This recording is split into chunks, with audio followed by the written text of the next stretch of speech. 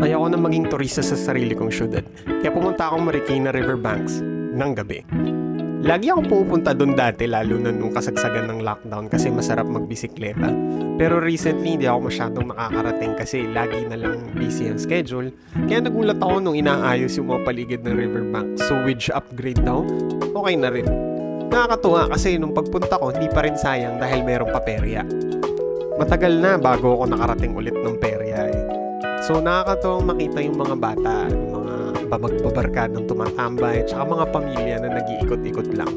Alam niyo naman, yun ang mga hilig kong kuhanan. Iniisip ko na lang, ilang kaya sa kanila maaalala tong mga moment na to na magkakasama lang sila at simpleng tambayan lang pero may enjoy mo yung mga ganyan eh. Nakakatuwa naman na may pagganito ang Marikina kahit paano. Saan pa ang paborito niyong lugar sa syudad na to? Sabihin nyo lang sa comments, subukan nating puntahan.